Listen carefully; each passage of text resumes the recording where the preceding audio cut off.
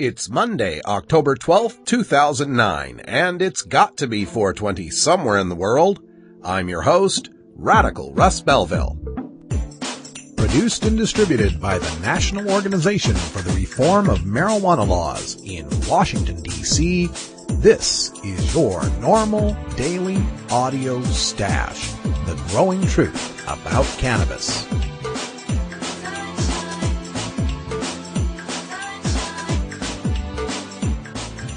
Welcome to the most popular podcast regarding marijuana in all of America and all the world, featuring interviews with scientists, politicians, doctors, prohibition policy activists, regular cannabis consumers, musicians, and NORML staff and NORML's board of directors, along with music and comedy no other podcast can offer. You can always find out more about our show at our website, stash.norml.org, and continue the education and conversation on our blog as well. We're ending marijuana prohibition with education, one listener at a time.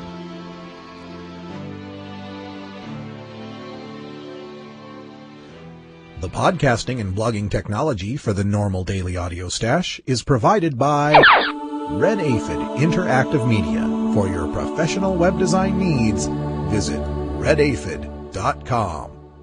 Good day, Stashers, and welcome to the podcast. Glad to have you here for a new week from NORML's West Coast Media Headquarters here in beautiful Portland, Oregon. It's not a typo, it's a way of life.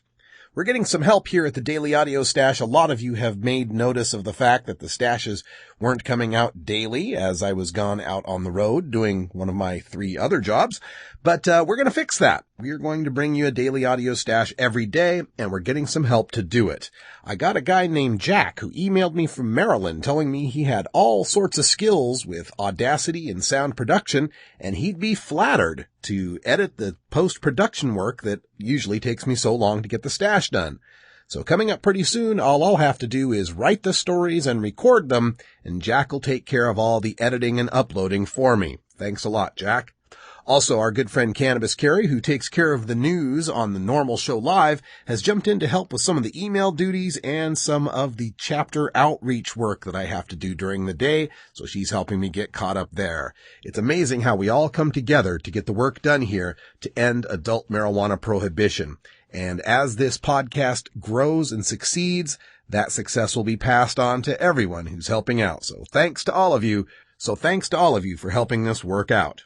Speaking of some of our volunteers, you'll notice that this week and the coming weeks we'll be producing some tunes for our Daily Toker tunes that you may have heard before. That's because Tam from MarijuanaMusicAwards.com has to take this month off as she's getting ready for the 2010 Global Marijuana Music Awards and all those submissions that are coming in. So go ahead, Tam, get that work taken care of so we can have some great new tunes in the next season.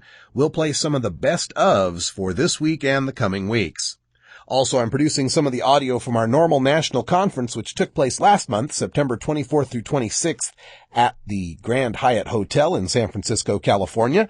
I've got 5 of the panels now up on our special events feed. You can find our special events feed by going to stash.norml.org and scrolling down the right-hand sidebar where you'll find the link for special events. I've also got a post up on the stash with handy little audio players for these first 5 presentations. Click up there now and you'll be able to find the question and answers on the legal panel on small patient collectives in California. We've got the keynote speech from Stephen D'Angelo, the CEO of Harborside Dispensaries, entitled Flick the Switch, a medical path to full legalization. It's a great speech. You'll want to hear it. We've got the NORML Pot and Parenting and Legalization panel featuring Rob and Jessica Corey, Ngayo Belam, Rick Steves, Dr. Mitch Earlywine, and George Rohrbacher, all talking about what it's like to raise a child in the era of semi-legal marijuana and being a marijuana activist. NORML's Paul Armentano spoke on Thursday a speech he called Palliative and Curative Relief Through a Safe and Effective Herbal Medicine. This is about a 1 hour and 15-minute talk where Paul crams in all that amazing knowledge he's got from all the studies that have come out over the past year with regards to medical marijuana. and our panel discussion on larger patient cooperatives and dispensaries, question and answers with some of the best lawyers in cannabis all across the West Coast and Colorado. You'll definitely want to check that one out. All 5 of those available through our special events feed or through the post entitled Audio from NORML Conference 2009 Part 1. More will be coming up as we continue to unpack the audio. It only comes twice a day, but I don't care. It's 4:20 somewhere. Time to look at our cannabis community calendar brought to you at norml.org/calendar. This Thursday, October 15th, Philly NORML is having their open meeting at the A Space. This is at 4722 Baltimore Avenue in Philadelphia, Pennsylvania. On Friday, October 16th, the Cannabis Common Sense TV show goes out over Ustream.tv. On Saturday, October 17th, NORML of Waco is having their litter pickup on Texas State Highway number 164. And on Sunday, Philly NORML is involved with AIDS Walk Philadelphia for 2009 at 2600 Benjamin Franklin Parkway in Philadelphia. For information on all of these events, check out norml.org/calendar. It's a NORML shout out. Our shout out today goes out to everybody. I'm quite behind on the emails, 2,000 emails to be precise. And a lot of you have been emailing me at stash@norml.org interested in starting a new NORML chapter. We're going to get information out to all of you, but please be patient. We're still combing through the emails. Cannabis Carrie's helping out. She's already identified 25 people for me to send emails to regarding starting a new chapter. And as we get through more of the emails, there'll be more notices coming out. It's our goal this fall and winter to install 20 new NORML chapters around the country, and we need your help to do it. It's really quite easy. You're just going to be forming your own nonprofit organization and allying with NORML. We've got all the forms, bylaws, and applications that you need. Just send me an email at stash@norml.org. Now, coming up on today's Daily Audio Stash, we begin with your hemp headlines, including a look at some letters in the San Francisco Chronicle about the elevators being thick with smoke at the NORML National Conference. I'll give a little debunking on that. A very controversial article, or pair of articles, have come out called Why I Give My 9-Year-Old Pot, a very interesting look at the use of medical marijuana for children. And New Mexico is still facing distribution problems for their medical marijuana, despite the state making nonprofit dispensaries state licensed and legal. For our Daily Toker Tunes, we bring you some music from our vaults from The Dirtball, my homie from Bend, Oregon, and a tune of his entitled Hate Bait. And then, in our interview segment, we'll be playing the Larger Cooperatives and Dispensaries panel from the NORML National Conference. We're going to give you the first 15 minutes of that, and you can check out the entire recording by visiting the special events feed at stash.norml.org. All that and more coming up on your NORML Daily Audio Stash. Hello, I'm Paul Stanford from the Hemp and Cannabis Foundation, or THCF. Medical marijuana is legal in 13 states today, and THCF has clinics in 8 of those states. Our doctors help qualified patients obtain an authorization for medical marijuana in their state. Patients are eligible for medical marijuana with a history of either severe chronic pain and or nausea, cancer, AIDS or HIV, hepatitis, glaucoma, seizure disorders like epilepsy, chronic muscle spasms such as multiple sclerosis or asthma, neurodegenerative diseases such as Alzheimer's, and gastrointestinal disorders like IBS or Crohn's disease. If you or someone you know has one of these conditions, our doctors will help you obtain a permit for medical marijuana. THCF Medical Clinics has offices in Washington State, Oregon, California, Colorado, Hawaii, Nevada, Montana, and now Michigan. Call 1-800-723-0188 or go to the web at hemp.org or 1-800-723-0188.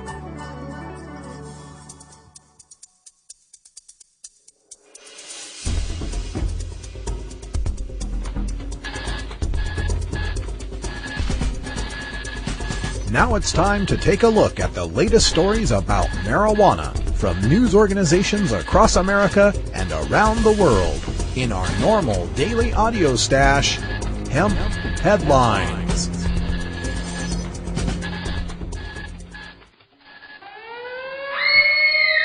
Marijuana is an addictive drug which produces in its users insanity, criminality, and death. Marijuana is the most violence-causing drug in the history of mankind. If the hideous monster Frankenstein came face to face with the monster of marijuana, he would drop dead from fright. Reefer Madness. Elevators thick with pot smoke and other lies about NORML conference in San Francisco.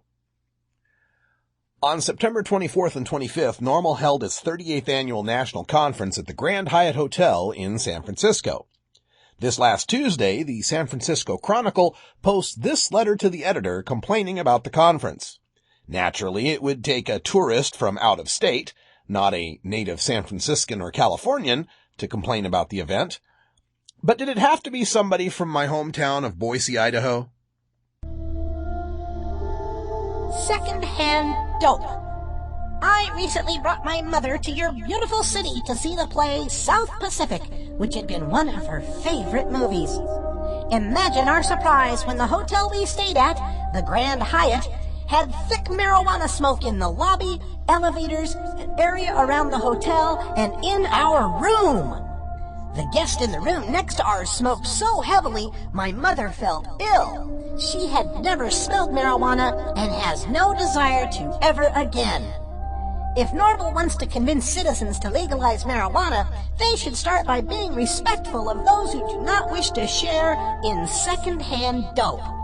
The bellman told us that the housekeepers and that all the employees who worked during the NORML convention did not feel well after being subjected to those trying to push their unaddictive hobby on the rest of us. For all the claims about marijuana not being addictive, those folks sure spent a lot of hours each day smoking this stuff. Sandy Dalton, Boise, Idaho. Well, Ms. Dalton, imagine my surprise to hear about, quote, thick marijuana smoke in the lobby, elevators, area around the hotel, and in our room, end quote. As outreach coordinator for NORML, I had visited all of those areas frequently throughout the 3-day conference, and never once did I catch anyone smoking marijuana in the lobby, elevator, or in your room. There was smoking outside, on the windy patio area for medical marijuana patients, who aren't allowed to use their medicine in their own hotel rooms, unlike, say, you and your mother. Other folks who had traveled from less tolerant places in America, like Boise, Idaho, where you can get 6 months in jail for merely being high, availed themselves of an outdoor doobie as an act of personal liberation that harmed nobody. I think what you're complaining about, Ms. Dalton, is marijuana smell. I won't deny that the lobby, elevators, and some hallways would smell like people who had been smoking marijuana, though the hotel's ubiquitous oil candles probably added to the discomfort more than it helped. But guess what? Sometimes freedom is smelly. Sometimes I have to sit on an airplane on flights back to Boise next to an old woman who stinks of perfume. Sometimes I have to get into an elevator and ride with businessmen who reek of tobacco smoking. Sometimes I have to stay in hotel rooms on floors where young men are drinking and partying until 3 a.m. and the smell of stale beer permeates my room. Sometimes I walk the streets of a big city and I smell all sorts of unpleasant things. NORML is more than respectful of non-smokers' rights, but not to the point where we're going to Febreze ourselves before going out in public because you don't like the smell of marijuana, Ms. Dalton. The hotel had 20 rooms that our medical patients had requested, and they smoked marijuana within them. If that smell wafted toward your room, I'm sorry, but that could just as well have been a tobacco smoker in that smoking room. And for the record, every bellman, housekeeper, banquet staff, engineer, dishwasher, front desk, and cook that I interacted with were either very happy to be working with us or upset that they were at work and could not join us. Now, that would have been the end of it, if not for an opinion column today by John Diaz in the Chronicle. 3 letters to the editor on Tuesday in a package headlined Tales of Life in the City raised questions about the competence and attentiveness of the San Francisco Police Department. One writer, a visitor from Chicago, detailed his frustration in trying to retrieve his stolen belongings. A city resident bemoaned the difficulty of finding a shopping cart at a grocery store, while homeless people seem to steal them with impunity. A tourist from Boise, Idaho described how her stay at the Grand Hyatt Hotel seemed like a smoke-filled scene from a Cheech and Chong movie. No, that would have been my suite. Once again, there may have been marijuana smell, but there was definitely not marijuana smoke all through the Grand Hyatt. Sandy Dalton of Boise, Idaho took her 73-year-old mother to San Francisco to see the musical South Pacific. She booked a non-smoking room at the Grand Hyatt, but when she arrived, the entire hotel seemed to be engulfed by the distinct scent of marijuana. Dalton's visit coincided with the 38th Annual Conference of NORML, a group that advocates the legalization of marijuana. It seems that many of the conference attendees were lighting up as if their goal had already been achieved. Yes, because, in fact, it has been. Many of the conference attendees are medical marijuana patients, and their goal of legal use has been achieved. Dalton and her mother rolled wet towels under the door to stop the secondhand smoke, but it did little good. The smoke was so pervasive that her mother felt ill. Quote, "There were a couple of guys who rode up the elevator with us at the Grand Hyatt during the Marijuana Love Fest," she said. One of them mentioned that he was on probation and was worried that he wouldn't pass a drug test, given that the elevator was honestly thick with pot smoke. End quote. Again, with the image of the hot-boxed elevator, as if the doors open and it looks like Spicoli's van from Fast Times at Ridgemont High. Oh, gnarly! What are you people? On dope? Come on, people. You know when you use honestly to preface a statement, it is usually an exaggeration? Nobody is going to fail any urine screens because they rode in an elevator that smelled like marijuana. The hotel offered an apology and a free breakfast. It did not, apparently, ask for law enforcement's help in controlling the party. San Francisco Police Chief George Gascon acknowledged that marijuana smoking is a, quote, low-grade event, end quote, on the scale of police priorities, as it should be. But if officers had been called, they would have started with warnings to smokers who did not have medical marijuana cards. And wouldn't that have been fun to sort out, with all the out-of-state, but legal in their state, medical patients, and all the in-state, perfectly legal medical patients in attendance, flanked by 24 or so of the top marijuana criminal defense attorneys in the country. Yes, that would have been a compelling use of police resources. The Grand Hyatt should not have been surprised that a normal event turned into an abnormal smoke-a-thon. It owes Sandy Dalton and other non-smoking guests more than a free breakfast and an apology. They should get refunds for their exposure to the inconsiderate side of San Francisco.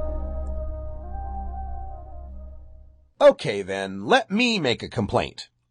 On Saturday night, as we began to assemble for the bus to take us to a party, the streets were completely shut down by a mass bicycle protest called Critical Mass.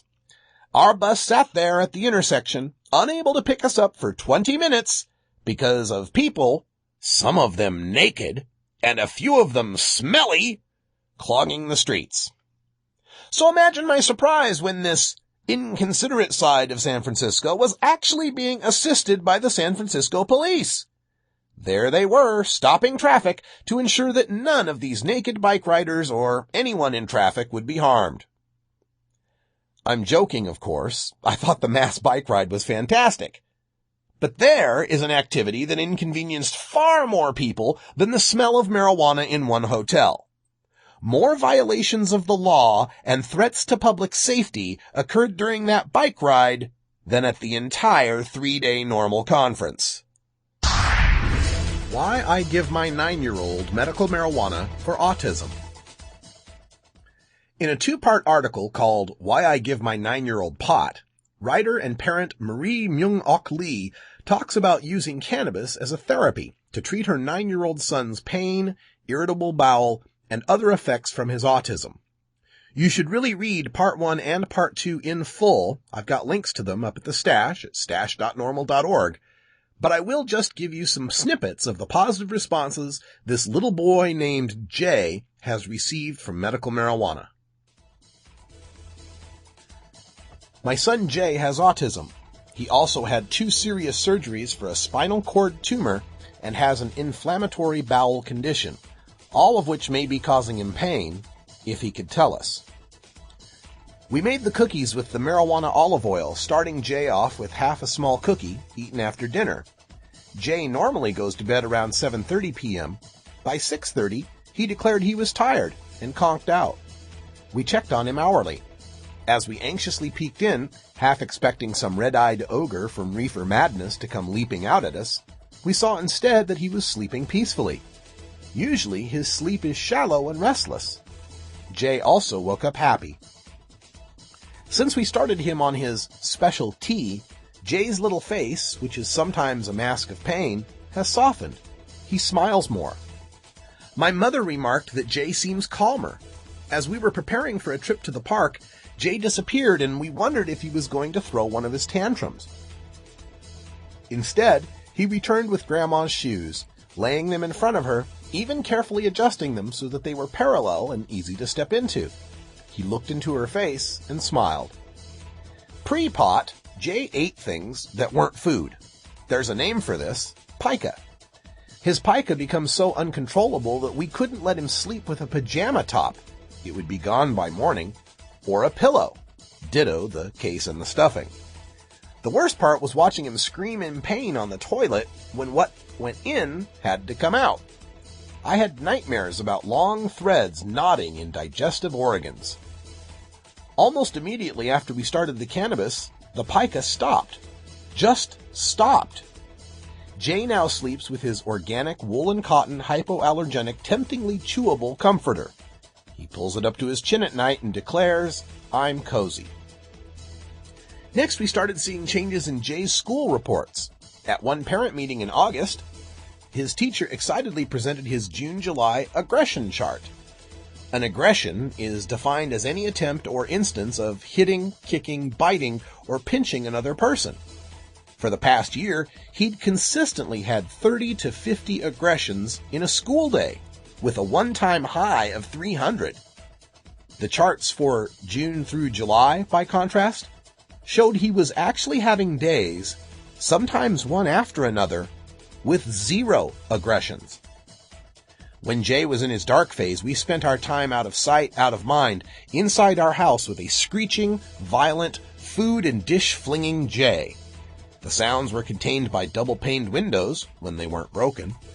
Now within our family, we've reached a lovely homeostasis. Household goods unbroken, our arms and Jay's face unscratched. Fortunately for Marie, she lives in Rhode Island, one of the 13 states that allow parents to use this non-toxic, therapeutically active herb for their severely ill child. Marie also tells of her life with Jay prior to cannabis and how doctors were quick to prescribe Risperdal, Thorazine for kids, as she calls it, a drug that has never been studied for long-term safety in children and has a list of nasty side effects. Almost 250,000 children under age 12 were prescribed Risperdal last year, and from 2000 to 2004, 45 children died from it, and 5 other popular atypical antipsychotics. Fortunately for Jay, his mother and his doctor chose a much safer and more effective alternative in cannabis. Marijuana licensing in New Mexico failing to meet patient needs. From the New York Times. Santa Fe, New Mexico. New Mexico's new medical marijuana law was intended to provide safe, above-board access to the drug for hundreds of residents with chronic pain and other debilitating conditions. By licensing nonprofit distributors, New Mexico hoped to improve upon the free-for-all distribution systems in some states, like California and Colorado, where hundreds of for-profit dispensaries have sprung up with virtually no state oversight. But even in New Mexico, the process, from procuring the starter seed in Amsterdam via a middleman to home delivery by a former Marine, is not for the faint of heart. Those engaged in the experiment here never know if they will be arrested because growing, selling, and using marijuana remain illegal under federal law, and robbery is always a fear. Among New Mexican patients, demand has been great. In the 2 months since the Santa Fe Institute for Natural Medicine began dispensing marijuana, it has signed up about 400 clients, said Robert Pack, a patient on its board of directors who uses the drug to curb the side effects of epilepsy medication. Eager patients depleted the initial supply, and the organization had to hurry to produce more marijuana this month because weeks of rain hampered the drying and curing phase. For the Santa Fe Institute, the production process has been nerve-wracking.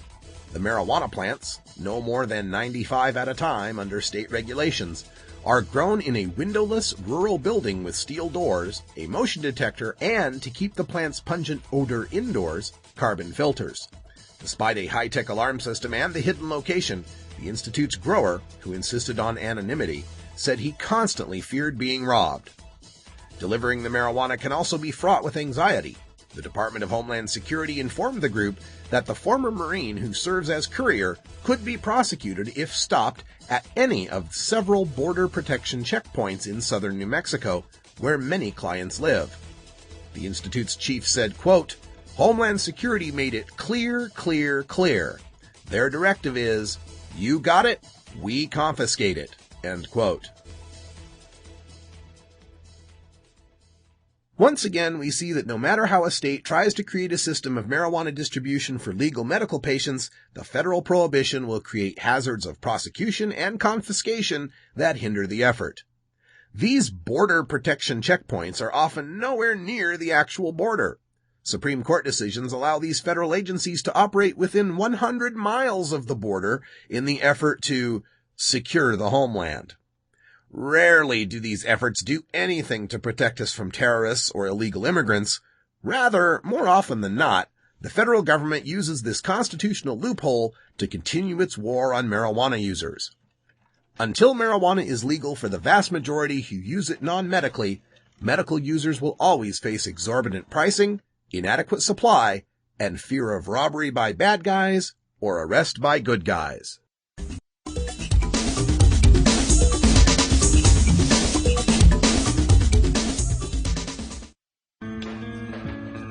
I'm Alan St. Pierre, Executive Director of NORML. Have you heard about the new super pot that's supposedly 20 times more potent than your father's Woodstock weed? Don't believe the hype. Marijuana's THC potency has always varied, even in the 60s and 70s. And the drug czar's numbers are full of, well, exaggerations. While no intoxicant is harmless, cannabis is non-toxic and far safer than alcohol. No matter how much you smoke, of whatever potency, you cannot die of a marijuana overdose. Potency is irrelevant anyway. More potent pot just means you smoke less of it, meaning less harmful smoke in your lungs. This is a prime example of harm reduction in action. Besides, the government already allows the prescription of THC pills. Its commercial brand name is Marinol, and it's 100% potent. Meanwhile, the federal government won't allow dying people to use natural marijuana, no matter what the potency? Does this make sense to you? Learn the facts about pot. Visit NORML.org today.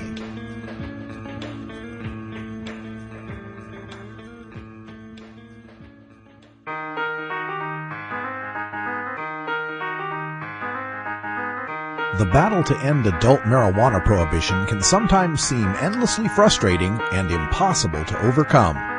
One way we bond as a community and draw strength to continue is by rejuvenating our spirit through art and music. The Marijuana Music Awards exist to recognize those sonic artists in all genres of music who feature a ganja-friendly message to motivate and inspire all the cannabis community. Our daily Toker tunes, brought to you by MarijuanaMusicAwards.com, feature the finest in blues, rock, jazz, hip-hop, rap, reggae, country, bluegrass, and dance music to enhance that 420 feeling while promoting the message of reform. To donate your song for possible use on the stash, enter it in the next Marijuana Music Awards contest today. Tam from Marijuana Music Awards is going to be off this site for a month as she prepares for the 2010 Marijuana Music Awards. During this time, Cannabis Carrie and I are going to scour our vaults for the great Toker tunes for the next few weeks. I finally got a chance to rip the CDs that the Dirtball had given me. He's my Oregon homie from the central part of the state near Bend. I loved his tunes Mushroom Cloud and Moonshine Rhyme, which I've played on previous stashes. Today's tune comes from his 2006 release, Raptillion, and the song I'm playing for you is Hate Bait.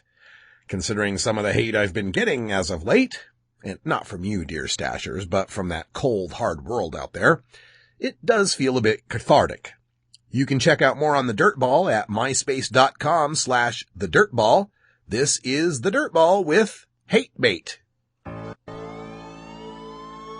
Peace with the hater, 'cause I'm hate bait. Peace with the hater, 'cause I'm hate bait. Peace with the hater, 'cause I'm hate bait. Haters dropping like rainfall.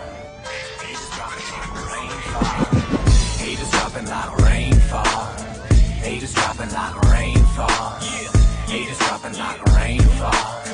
Haters dropping like rainfall. Haters dropping like rainfall. Haters dropping like rainfall. Haters dropping like rainfall. Peace with the hater, 'cause I'm hate bait. I'm sick of older, fast-smoking gaming. I'm sick of motherfuckers, no, I'm not gonna name them. Why you gotta be hustle blocking, provoking, shaming? Every single corner of my house will be framing. Yeah, I'm lit up, pissed, and heated to the boiling point. Even a joint can't bring me back around. I put up flyers all over town, they get ripped down. A jealousy disease is infecting my town. I'm hate bait, better sharpen your hooks. Why am I here when you be giving me looks? You backstab, I crack crab up in the grind. I'm feeling fine, doing right. I'm hate bait, better sharpen your hooks. Why am I here when you be giving me looks? You backstab, I crack crab up in the grind. I'm feeling fine, doing right. The dangerous, I'm sticking it up like Donkey Kong. Bad the bone, be moving on, out of my way while I carpet bomb.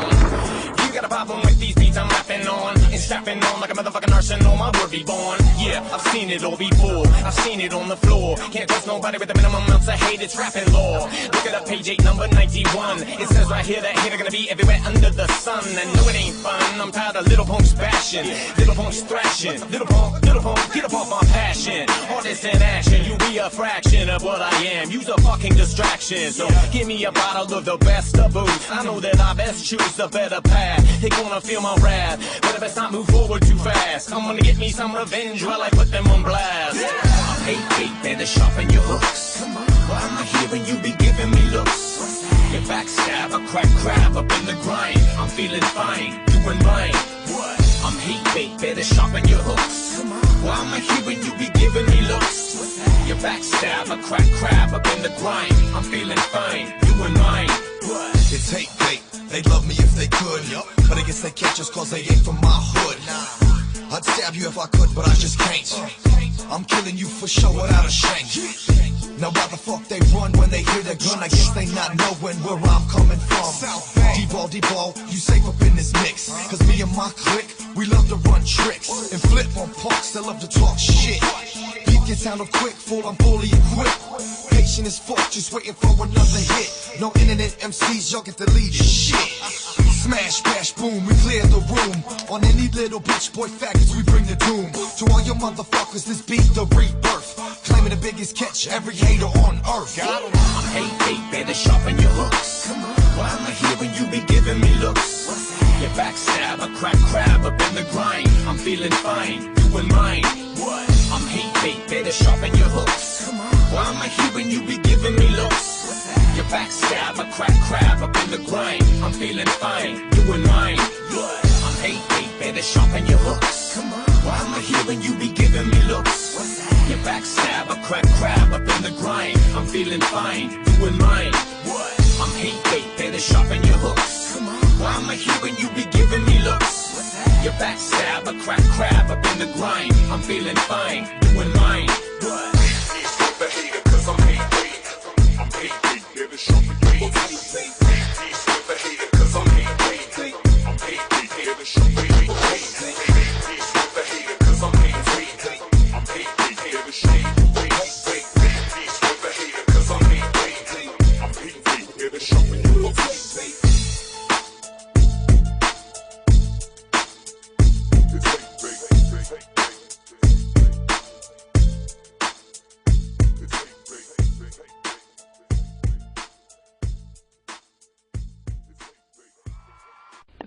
cannabis.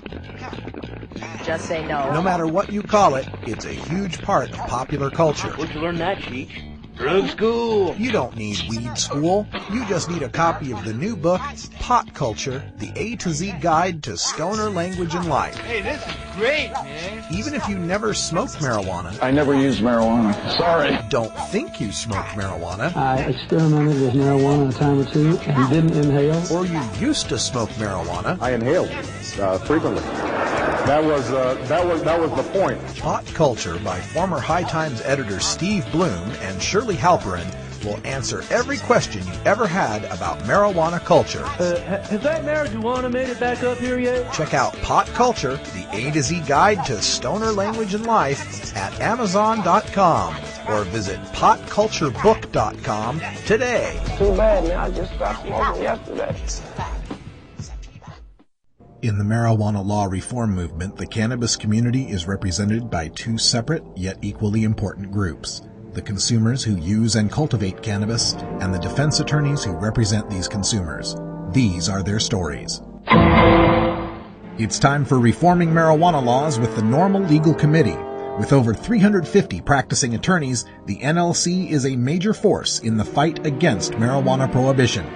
These top-notch criminal defense lawyers regularly defend individuals charged with marijuana offenses, and they frequently provide pro bono assistance in important or unusual cases which may set favorable legal precedent or otherwise impact public policy. To join the NORML Legal Committee as an attorney or to find a lawyer for your cannabis defense, visit the Find a Lawyer link at norml.org. Some more audio from the NORML National Conference that took place at the Grand Hyatt Hotel in San Francisco, September 24th through 26th. The 24th, Thursday, was a medical cannabis only day, and it was an extremely well-attended session. In the afternoon, we had a panel called Larger Patient Cooperatives and Dispensaries, aka Cannabusinesses, and the panelists in this discussion read like a who's who of marijuana law reform lawyers, including Matt Abel, James Anthony, Warren Edson, Joe Elford, Matthew Cumin, John Lucy IV, and our moderator, William Panzer, the co-author of Prop 215 and a member of the NORML Board of Directors. We joined the first 15 minutes of this panel, and for the entire 1 hour 45-minute panel, you can get that at our special events feed at stash.norml.org. Here's William Panzer. This morning we talked about medical cannabis law in California as it applies to patients, caregivers, and small groups, what we call collectives. This afternoon we're going to be talking to you about larger associations of patients, commonly called clubs or dispensaries. Brick and mortar establishments that distribute cannabis, many of them have 500, 1,000, 2,000 or more members. Now, what makes a dispensary legal? I said it this morning, I'll say it again, I will say it until they change the law. There's only two ways that you can legally distribute cannabis from one human being to another, from the caregiver to the patient. That doesn't work with the dispensary. The only other way is among the association of patients. So what makes a dispensary legal is that it's set up as an association of patients, either as a collective or cooperative. And I want to just briefly go over again the obtaining the medicine. Talk to you this morning, I don't want to repeat it, regarding Jerry Brown saying you have to cultivate your own. I don't believe that's true. But there's something else. Many dispensaries that I see believe that they're in compliance where they get the medicine from members. The member will grow it, bring it in and say, hey, I grew 3 pounds, I'll sell it to you for $3,000 a pound, etc.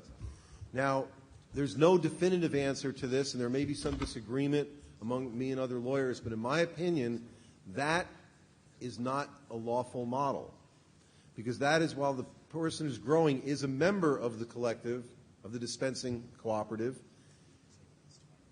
they are bringing in their own cannabis and selling it. I don't believe that that's legal. I think that the way to set up legally, because the statute says patients and caregivers associating collectively or cooperatively to cultivate, the cultivation project has to be a jointly owned cultivation project, not owned by the individual member. It's owned by everybody. Now, the member can receive money to pay them back for their costs, their out-of-pocket costs in cultivating, and they can receive payment because they're doing a job for the collective. They're tending the plants that belong to everybody, and they can receive payment for that. Now, conceptually, that's different from their tending their own plants and selling them to the collective. Here's an illustration of the difference. Let's say Henry Wykowski, who you're going to hear from in a little bit, who's sitting right here. Let's say Henry and I are both members of a patient association that has a storefront dispensary, and we both are cultivators for the association. Now, under the situation that exists in most places, let's say Henry grows 10 pounds and I grow 5 pounds. Henry comes in, he'll get $30,000 at $3,000 a pound for his 10 pounds. I get $15,000 at $3,000 a pound for my 5 pounds. I don't believe that's legal. What I believe is lawful would be, again, Henry and I grow, and he gets paid for his out-of-pockets. I get paid for my out-of-pocket expenses. He gets paid for his hourly. I get paid for my hourly. If we have the same amount of hours, the same amount of time, he's a better grower than I am. He gets 10 pounds. I get 5. We get the same amount of money. The fact that he grows more just means that it brings down the total price for everybody in the collective because it belonged to them from the very moment it came out of the ground. It's right here.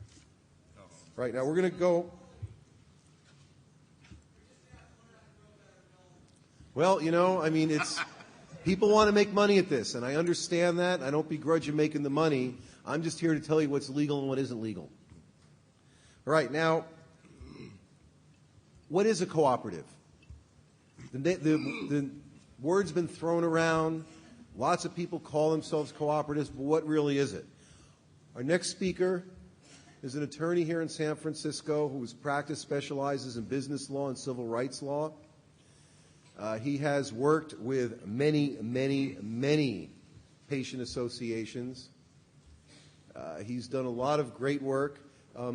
He, along with Henry Wykowski and myself, Mac Human, the three of us represented a dispensary called Champ. Champ was the largest dispensing, well, they were run actually on a patient caregiver model. It was back in the beginning. They were the largest dispensary in San Francisco. Champ was a model dispensary. Champ voluntarily shut down back in 2002 when Ed Rosenthal was busted. When we got discovery in Ed's case, the DEA, by mistake, left in some investigation reports regarding surveillance of Champ, an investigation of Champ. Champ, everyone who worked there was a patient, very ill people, and they didn't want to put their workers through getting raided, through getting arrested, etc., and Champ decided to shut down, but they left the corporation open. A few years ago, the IRS came by and said, hey, we looked at your tax returns, because Champ filed tax returns, and they said that we're denying your deductions, and you owe $400,000 in taxes. Henry and Matt and I challenged that, and we argued that the business expenses that were paid for non-cannabis related services, such as social services for patients, massage therapist there, a nurse there. They had Friday and Saturday night dinners, a whole panoply of patient services. And we argued those we should be able to deduct. The IRS argued it was like a glass of water with a drop of ink. The drop of ink pollutes the entire glass of water. We said, no, you can differentiate between cannabis expenses and non-cannabis related expenses. We had a trial. The judge, we briefed it. The judge ruled in our favor. And we got that tax bill down from $400,000 to a shade under $5,000. And this has implications for all collectives out there, all dispensaries out there. So, to talk to you about what are the elements of a cooperative, talk about things like salaries, expenses, costs, how the money works. I don't know any attorney in California that understands this stuff better than Matt Cuman.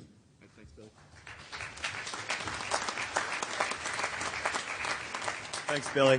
And before I go any further, just Mike Aldrich, would you just please stand up and take a bow? Mike ran Champ. This is the guy that had the courage and the charisma to put together an organization that had 50% AIDS and cancer patients, free hot lunches. I mean, I think many of you out in the audience I've talked to, I've sent the CHAMP decision. It's a wonderful decision. It's easy to read. I recommend everyone get it and look at it. As always, as well, I'm always happy to be in the comfortable zone of my fellow attorneys. Billy this morning was talking about how he'd want Omar and Xenia to represent him. If anything ever happened to me, I'd want Billy to take care of me. So I'll get you that retainer later this afternoon. And also, because I have to run out and get my 10-year-old daughter probably before the end of the session, I'm going to leave Billy with some business cards. So anyone who wants to email me a question, I will email you back with whatever answer I can come up with. So before I forget. Now,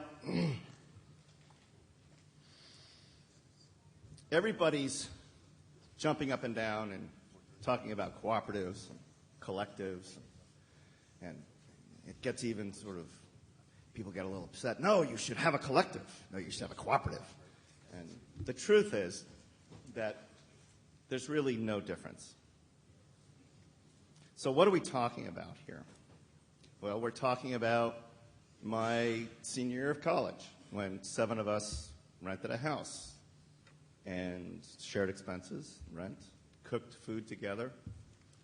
We're talking about Sun-Kissed Oranges, the largest agricultural cooperative probably this side of the Mississippi. It's a farmer cooperative, not a consumer cooperative or a consumer collective. We're talking about some of the most important financial institutions in America, namely credit unions, which actually take our money, invest in it, and then reinvest in our communities. We're talking about some of the largest, most successful food cooperatives in the United States. We're talking about REI. Anyone buy camping equipment from REI? One of the largest consumer cooperatives in the United States. And what links all of these entities, all of these businesses? Well, they're run by and for their members for their benefit. They're not run for shareholders who live in other communities. They are not run for the benefit of the management, although the management, and we'll get there, gets to make a nice salary for taking care of such a complex business organization. What's beautiful about the cooperatives, and by the way, we have a tradition in the United States going back to the 1700s when striking shoemakers in the city of Philadelphia decided that if they were going to be locked out by their cheap-ass employer, they might as well just set up their own little shoemaking factory.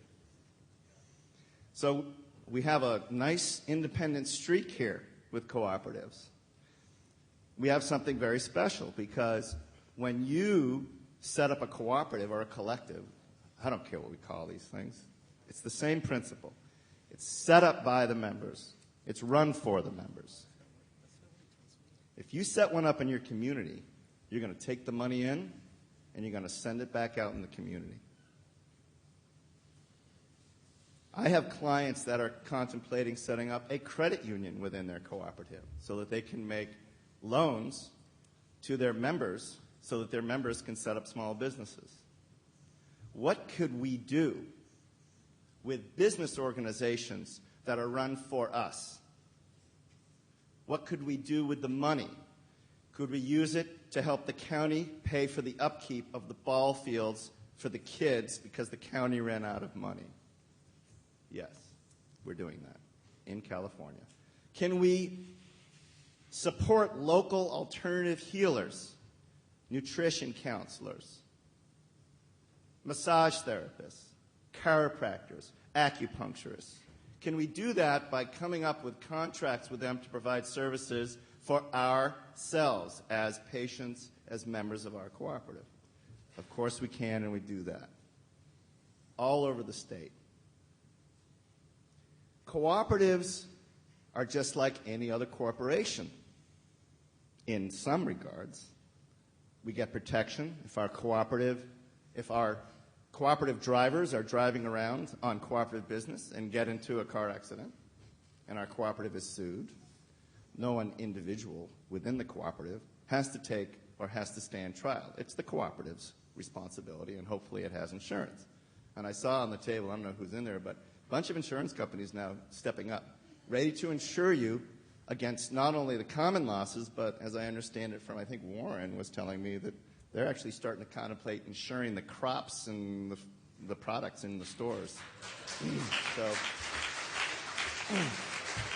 I don't know how, that's all pretty close. The way I always talk about this industry, everything's changing every 3 to 6 months, so things keep changing constantly.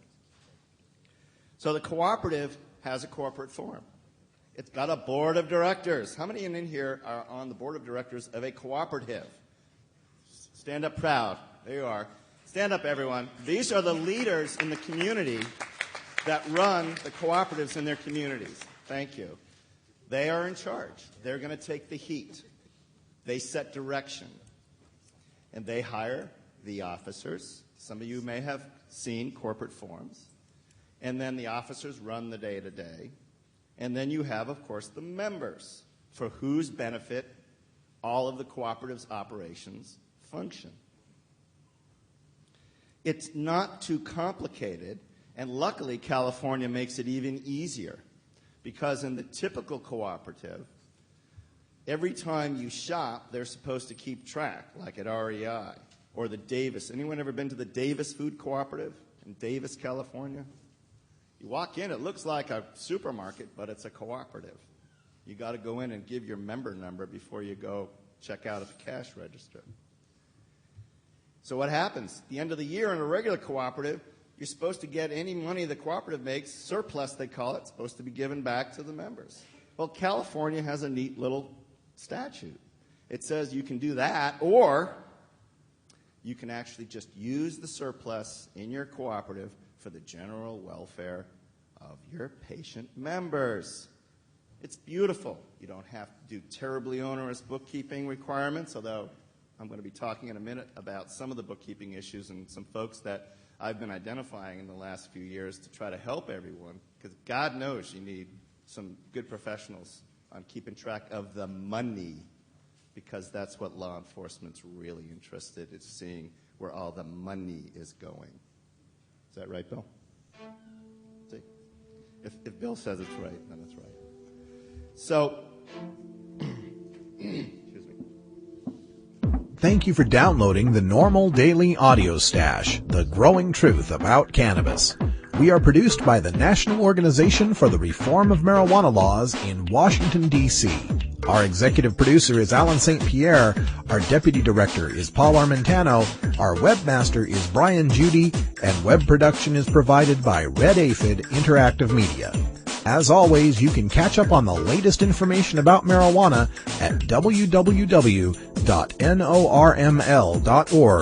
And you can interact and download from our Audio Stash blog at stash.norml.org.